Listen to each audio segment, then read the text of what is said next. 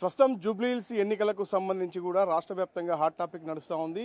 అధికార పార్టీ ప్రతిపక్షం పోటాపోటీ ఆరోపణలు చేస్తూ ఉన్నాయి. ఏకంగా ముఖ్యమంత్రిని క్యాబినెట్ను ఎక్కుపెట్టి ప్రతిపక్షం ఆరోపణలు చేస్తుంది. దీనికి సంబంధించి మనతో పాటు మాట్లాడడానికి పొన్నం ప్రభాకర్ ఉన్నారు, మంత్రి గారు. సార్, చూస్తూ ఉన్నాం ప్రస్తుతం బీఆర్ఎస్ పార్టీ ఏదైతే మీరు ఆటో డ్రైవర్లను అడ్డం పెట్టుకుని కూడా ఫ్రీ ఓటింగ్ చేపిస్తాం, ఖచ్చితంగా గెలుస్తాం జూబ్లీహిల్స్ అంటా ఉంది. దానికి సంబంధించి మీరు రవాణా శాఖ మంత్రి ఏం చెప్తారు? జూబ్లీహిల్స్ నియోజకవర్గంలో 10 సంవత్సరాలుగా ఏమి అభివృద్ధి చేయలేదు కాబట్టి డైవర్షన్ పాలిటిక్స్ చేసే ప్రయత్నం చేస్తుంది. ఒక సందర్భంలో సానుభూతి పేరు మీద, ఒక సందర్భంలో దొంగోట్ల పేరు మీద, ఇప్పుడు మళ్ళీ ఆటోలకు సంబంధించి లేదా ఈ విధమైనటువంటి అంశాలు లేవనెత్తా ఉంది.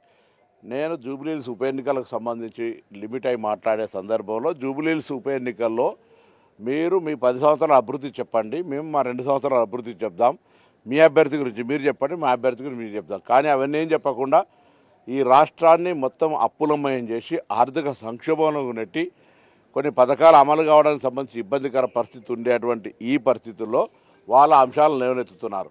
వాళ్ళు అనేకమైన హామీలు 3016 రూపాయలు నిరుద్యోగ వృత్తి కావచ్చు, డబుల్ బెడ్రూమ్ కావచ్చు, దరిద్రకు 3 ఎకరాలు కావచ్చు, ఇట్లా అనేకమైన హామీలు అమలు చేయని ఉన్నాయి. మేము ఈరోజు ఇప్పటికే రేషన్ కార్డులు ఇవ్వడం కావచ్చు, సన్న బియ్యం ఇవ్వడం కావచ్చు, 200 యూనిట్ల ఉచిత విద్యుత్ ఇవ్వడం కావచ్చు, మహిళలకు బస్సు సౌకర్యం కావచ్చు, ఇవన్నీ కలగజేసినాం. అదే మాదిరిలో ఆటో కార్మికులకు సంబంధించి సంవత్సరానికి 12,000 ఇచ్చే వాగ్దానం మాది ఉంది. ఆటో కార్మికుల తెలంగాణ ఉద్యమకారులు వాళ్ళంతా నా కుటుంబ సభ్యులు, వాళ్ళకు తప్పకుండా ఇచ్చే బాధ్యత మాది, మా ప్రభుత్వం ఇస్తుంది. సమయం కొంచెం జాప్యం జరగచ్చు, ఇచ్చే బాధ్యత మాది. విశ్వాసం కూడా ఇటువంటి రాజకీయంగా వాడుకోవడానికి మాత్రమే మిమ్మల్ని మీ ఆటోలలో తిరుగుతూ ఉన్నారు. ఆటోలలో ఇటువంటి పెద్ద మనుషులు కావలసుకొని రాజకీయంగా తిరిగి అవమానపరిచే ప్రయత్నం చేస్తారని నేను భావిస్తాను.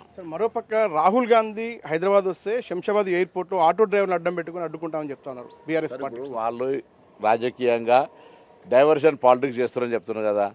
జూబ్లీహిల్స్ ఎన్నిక జరుగుతుంటే, ఉప ఎన్నిక జరుగుతుంటే జూబ్లీహిల్స్కు సంబంధించి 10 సంవత్సరాలు చేసే అంశాల గురించి మాట్లాడితే సంతోషపడతాం. రమ్మంటున్నా జూబ్లీహిల్స్ యూత్ కూడా చౌరస్తా మీద వాళ్ళు ఏం చేశారు, మేమేం చేశారో చర్చ చేసుకుందాం. ప్రధానంగా క్యాబినెట్ సంబంధించి రీసెంట్గా బీఆర్ఎస్ పార్టీ హరీష్ రావు కూడా చాలా స్పష్టమైనటువంటి కీలక వ్యాఖ్యలు చేశారు. ఆయన చూసినట్టుగానే చెప్తా ఉన్నారు.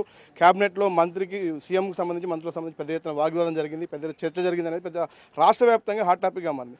ఏం చెప్తారు సార్ మీరు క్యాబినెట్లో? సీతక్క గారు ఇప్పటికీ ఒక మాట చెప్పారు, నేను పుట్టిన తల్లిదండ్రులు ప్రమాణం చేసి చెప్తున్నా అని చెప్పి. మరి గౌరవ లక్ష్మణ్ కుమార్ గారు స్వయంగా దేవాలయానికి వచ్చిండు.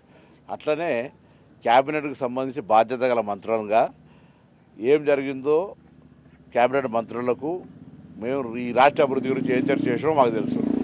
ఊరికేనే పబ్లిక్లో ఒక రాంగ్ అప్రహెన్షన్ క్రియేట్ చేయడానికి ఒక క్యాబినెట్ మంత్రి అనుభవం ఉన్నోడు మాట్లాడితే ఆయన విజ్ఞత, తప్పకుండా దీన్ని తీవ్రంగా ఖండిస్తాను. ఇటువంటి దుష్ప్రచారం ఏం జరగకపోయినా ఏదో జరిగిందంటూ ఊహించి పత్రికల్లో వార్తలు రాయడం ద్వారా మీరేదో క్యాబినెట్లో ఒక ఇటువంటి విభేదాలు సృష్టించే ప్రయత్నం చేస్తారు. మేమంతా కాంగ్రెస్ కుటుంబ సభ్యులం.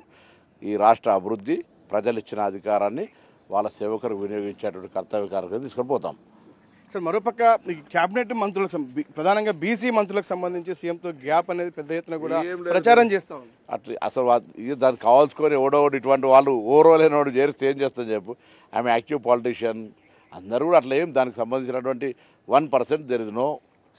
జూబ్లీహిల్స్ నుంచి కూడా జూబ్లీహిల్స్ ప్రతిరోజు మీరు పర్యటిస్తూ ఉన్నారు. జూబ్లీహిల్స్లో ఎలా ఉంది వాతావరణం? ప్రజల నుంచి ఎలాంటి స్పందన వస్తుంది? ఎలాంటి హామీలు మీరు ఇస్తారు? ప్రజల స్పందన బాగుంది.